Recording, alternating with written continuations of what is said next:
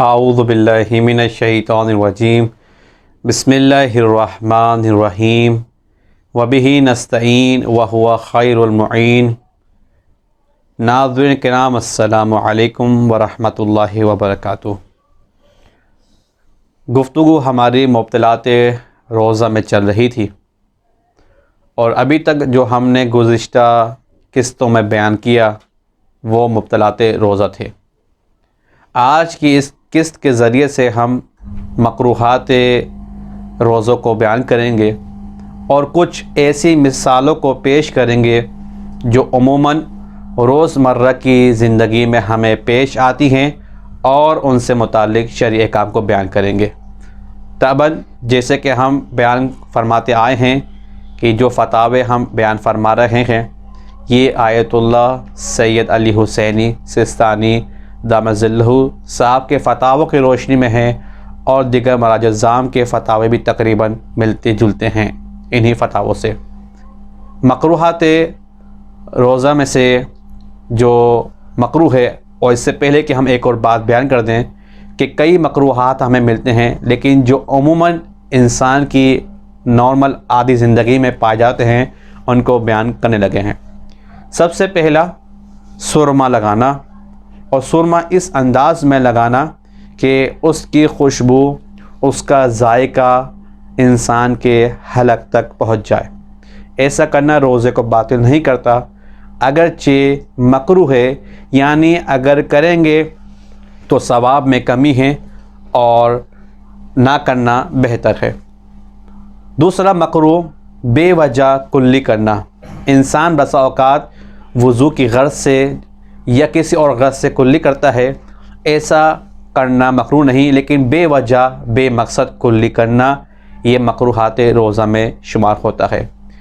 इसके अलावा गीले कपड़े पहनना भी मकरूहात रोज़ा में शुमार होता है।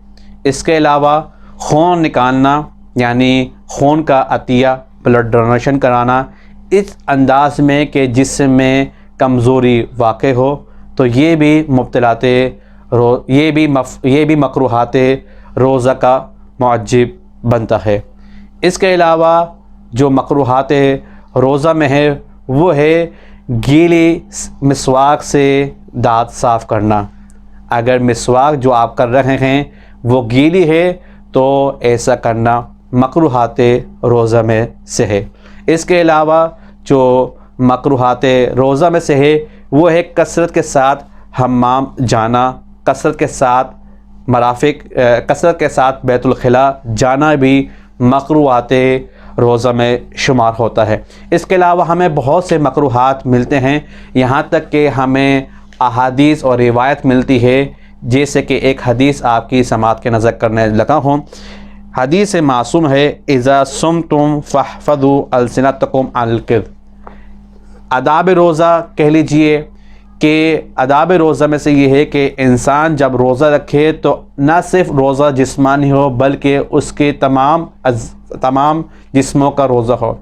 सिर्फ भूख और प्यास बर्दाश्त करने का नाम रोज़ा नहीं, बल्कि अपनी ज़बान की हिफाजत करना कि आपकी ज़बान से किसी की दलाज़ारी ना हो, ये भी आदाब रोज़ा में से है। वग़ज़्ज़ू अब्सारकुम, अपनी आँखों को बंद कर लेना, यानी किनाया है ऐसी चीज़ों से इज्तनाब करना कि जो आपके लिए देखना जायज़ नहीं है, ये भी आदाब रोज़ा में से है और मकरूहात रोज़ा में भी कहलाएगा। यानी अगर ऐसा इंसान ने किया तो उसके रोज़े में तो कोई फ़र्क नहीं पड़ेगा, लेकिन रोज़े की जो अगराज़ है, जो गर्ज़ और मकसद है, वो नहीं पहुंच पाएगा, वो हासिल नहीं होगा और सवाब में कमी होगी।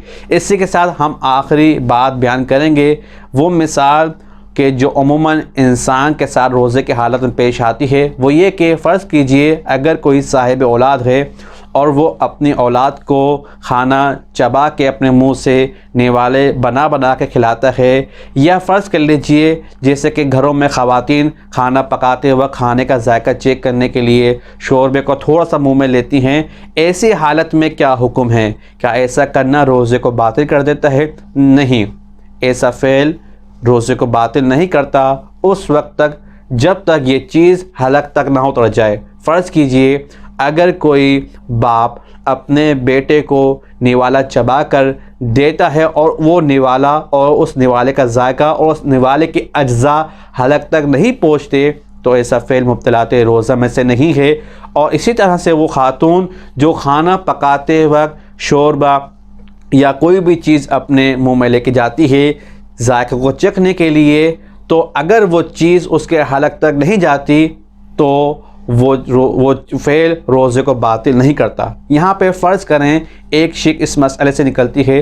फ़र्ज़ करें अगर किसी इंसान को ये यकीन हो कि अगर मैं ये फ़ेल जिनकी मिसाल हमने दी, अगर ये फ़ेल अंजाम देगा और वो चीज़ें हलक से नीचे नहीं उतरेंगी, लेकिन फ़र्ज़ करें इख्तियारन नहीं बल्कि सहवन वो चीज़ें उसके हलक से अगर उतर जाती हैं तो अब इसका क्या हुक्म है।